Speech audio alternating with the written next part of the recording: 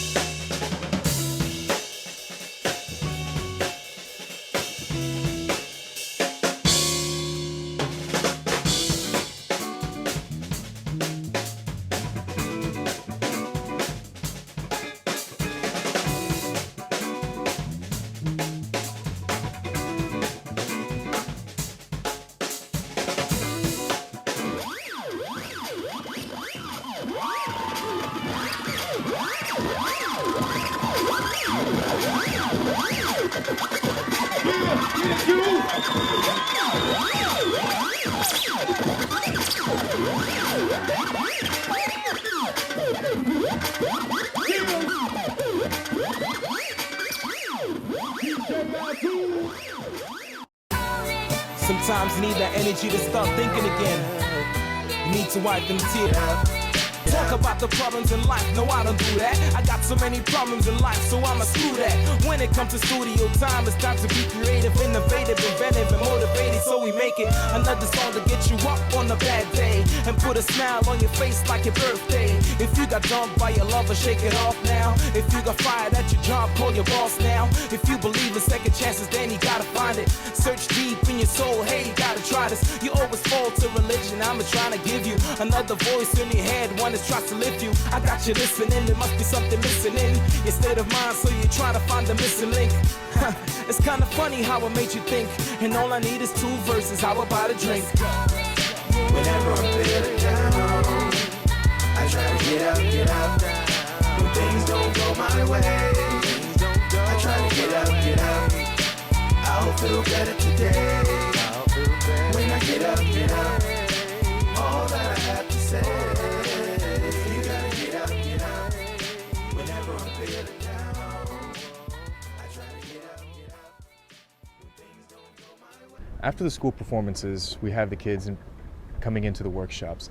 Now the workshops is where we can really start working with them on a much smaller basis and really getting the messages across that we want to.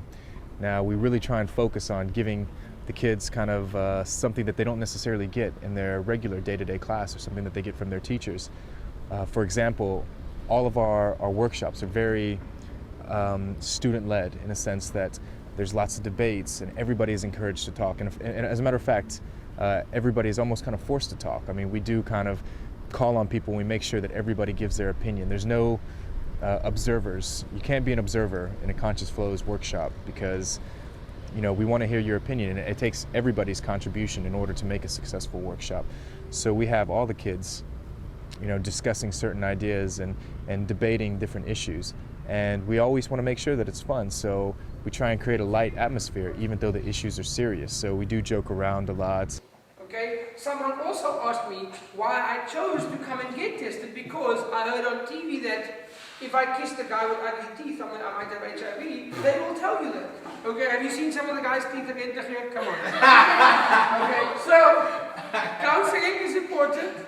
And it's very important to do that because in order to talk about some serious issues such as sex, you know, that they want to do it with somebody they're more comfortable with. It's difficult as an older teacher to come in and discuss certain aspects of sex. One, because the student is going to see you on a day-to-day basis, and two, it's just a topic that they can't really relate to you or to the teacher with because they're used to the normal dynamic, which is them teaching history or math or something like that, and they can't come in and all of a sudden talk about sex. And a lot of times maybe these teachers aren't even knowledgeable about sex. To get their attention, right, you have to be able to speak in their language. And one thing that I know about hip-hop is that, like I said earlier on, it's always relevant. So kids want to know that when you communicate with them, that you can come to their level and see through their eyes. But just be real with the kids and be relevant, you know. Not going there saying don't. They hear enough of that already. Well, I think the way the school teaches it to us is they don't ask us what's our opinions, but yeah, we had time to participate and we had time to say what we feel. Because in class there's a lot of children, and yeah, we were in groups, so everybody had a chance to say what they feel. We don't discuss AIDS a lot. Everyone knows that it exists, but we don't talk a lot about it. I was actually glad that they talked about it, because the other people that we talked to, they're also serious and they talk like with children, small, young and stuff like that. So I'm glad someone actually talked to us like we understand it. They were saying relevant stuff, but at the same time bringing it in a proper tip, or like on a vibe. It's not like you were listening to a preacher, you know what I mean? Like, not that that's bad, but you know, you're actually getting the message through a channel that you want to listen to over and over again.